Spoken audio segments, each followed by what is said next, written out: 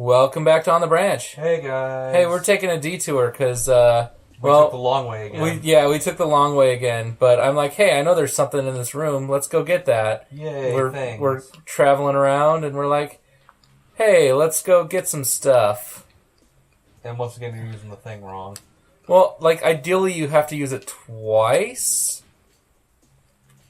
Or I'm dumb. I'm not sure which. Oh, I'm dumb. Yeah, you're just dumb. Oh, I need to scan these guys when I get a chance. Yep. I don't think we have them yet. No, I don't think we do. Alright. Now, this bridge, like, it doesn't let you unmorph, even though there's plenty of clearance, because that would make this part easier, so... You would trivialize the puzzle? Yeah. Well, it's not really a puzzle, just... The manual execution would be too easy, and then that's less fun. It's a puzzle. Everything in this game is a puzzle. Yeah. Oh. Uh-oh. There we go. Yay, we fixed I did it. This is the fun thing. Can you see your shadow, or do you just have to guess where you are? Just have to guess. And I guessed wrong. Alright, let's scan these guys. Yep.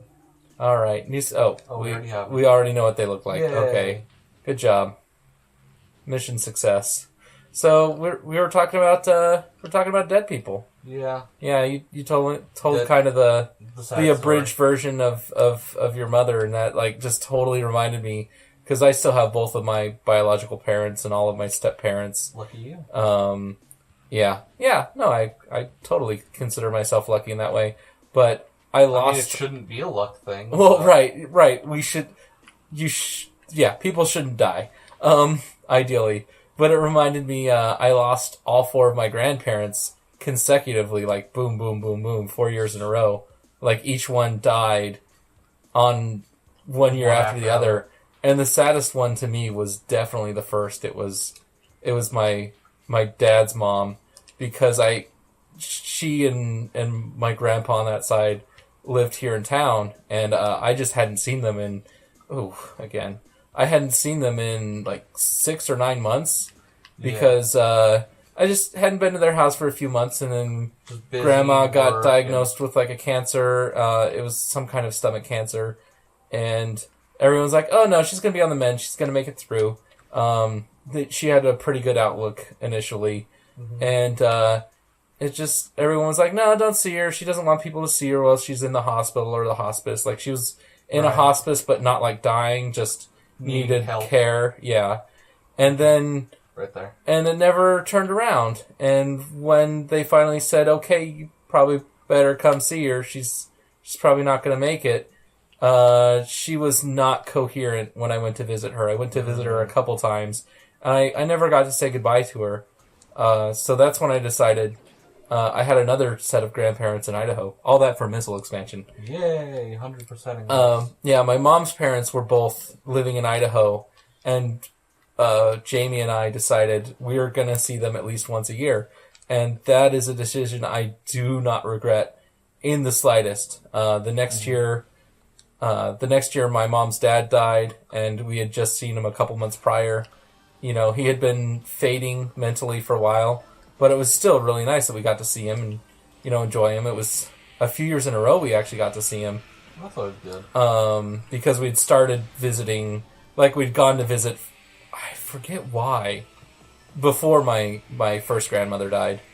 And it was just really good. We got to see, my dad's dad ended up moving up to Boise because he had family there. Well, we have family there. Right. And it was just really nice to, like, not have to see someone when you say goodbye, but to see them, you know, when they're still happy. Like, yeah. Having a good last memory of them. Yeah, my dad's dad was totally lucid up until the end. He just had a really aggressive, really quick form of stomach cancer that just was not able to be dealt with. Like, just medical technology can't deal with it today. Come on. Speaking of dead things, that was morbid. But I mean, they are dead. They are ghosts. They are, Chozo ghosts. It's just so nice to be able to see people before they go. Yeah. I regretted not seeing that one grandmother, and I'm so happy that I got to see all the others, regularly.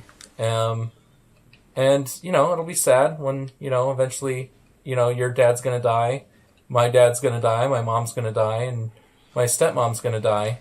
I mean, presumably, unless, there are some pretty incredible breakthroughs between now and then. Longevity says that it's not likely. Yeah. Oh, yeah, the Ray Kurzweil Foundation? Yep. Yeah.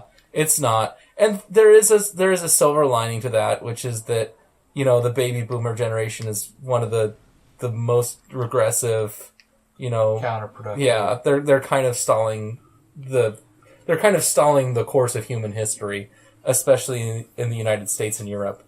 So it'll be nice when you don't have to, and maybe our kids will have to worry about us saying something horrible and faux pas. I don't know. But, I am always... I guess I don't have to worry about my parents too much.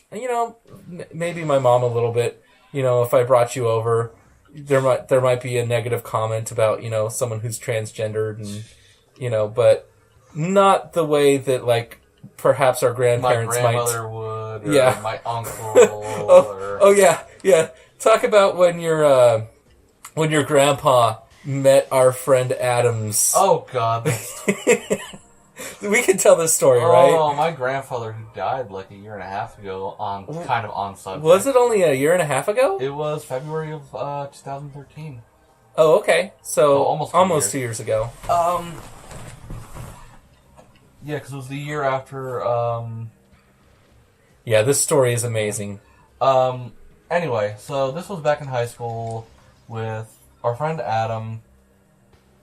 I was hanging out at his house. My grandparents had never met them. They were gonna pick, me up from there because I was gonna head over their house. So it was the weekend or whatever. This is high school. Yeah, Everyone needed rides from parents and grandparents. Yeah. Unless you were one of the lucky few that had a car. Yeah, well, this was before any of us even could have had our license. This was freshman, sophomore year. Okay. My grandmother and grandfather, come out. They go to the up into the house. Hey, nice to meet you. My grandfather, let's just say that he is kind of racist. It's not his fault. It's their generation. I think that's only kind of true. Kind of true, but you know what I mean. He was one of those. He never really meant it, but he was kind of half serious about it. Oh yeah, what was the line? Say it. So Adam's dad puts out his hand, to shake my grandfather's hand. And Hi, I'm Adam's Mike. dad is super Jewish. You could tell the way he talks. He's like, looks "Hello, hi, how are you doing?" Very, very New York Jew. Yeah, because that's what they were. You're right. And my grandfather looks at him and says, "I'm sorry, I don't shake hands with Jews." True story. Yeah, this is my grandfather. I'm sorry, I don't shake hands with Jews. And he gives him a look. Adam's mom gives him a look, and my grandmother just looks at him and is like, "Mike, And then he says, I'm only kidding. And he's like, oh, yeah, funny. So he goes to shake his hand, he's like, no, I'm still not going to shake your hand, though. It's like... I would like to think that when I'm that age, the thing that I'm not conscious of now, say there is a new, there's a new social justice cause that is totally warranted. Today it's gay and transgender rights. Maybe there's something new. Maybe it's gonna be, I don't know, Android rights, Android rights, or spaceborne rights, or hybrid species rights, but they still have sentience. I hope I have the mental consistency to be able to look at that time, look back and say, hey, I remember how my grandparents were, because some of my grandparents were a little backwards, as racist. Yeah, my one of my grandpas said, I will never vote for a Muslim, talking about, President Obama before he was President Obama. So, yeah, I hope I can look back and say, oh, hey, I'm about to do that thing that I got upset at my grandparents for. Maybe I won't do that.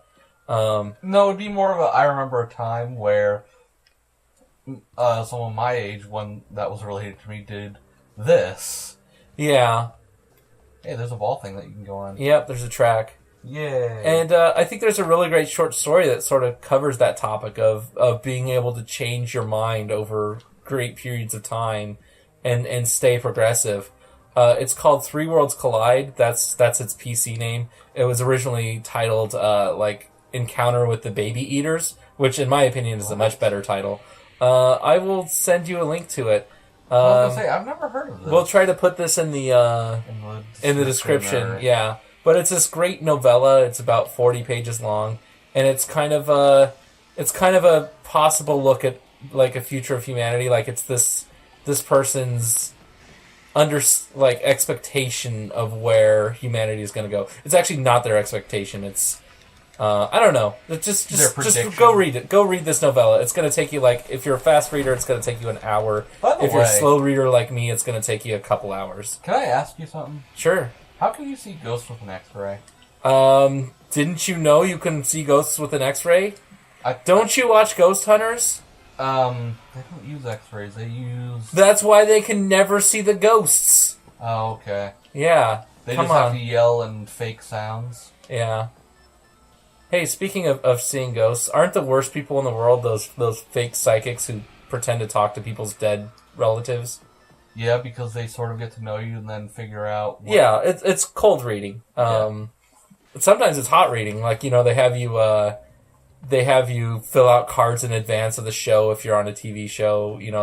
They ask the audience questions. Well, of course they're going to know, information about you. You gave it to them.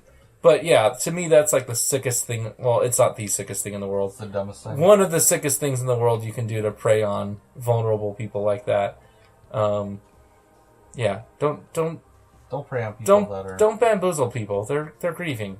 Stop. It's like... It's not polite. It's like selling fake medicine to people. Yeah. That are, fake alternative medicines, and then people don't go and get the real medicine because you've convinced them that what you sold them is going to cure them. Yeah. Your snake oil, your homeopathic, your whatever you want. All natural. Yeah. Well, I mean, yeah. Cyanide's all natural. Did you know that? That's what I've... Is that true now? Yeah. Well, it occurs naturally. Oh yeah, what is it? It actually does occur naturally in something. What is it? It's Well, it's in bananas, I think. It's in a lot of fruits. There's one that it's especially high in. It's in the pit of Oh yeah, like you can eat enough to kill yourself with that. It's actually in the pit of plums plums, because plums are prunes. There's a platform somewhere that I can jump on. Where's the platform, Amarith? I don't know. Maybe it's not in this. No, it might not be in this area. I'm gonna search around. How are we on time? We're kind of done. Okay, we'll search around for it, and we'll see you guys next time on the branch. Next time on the branch.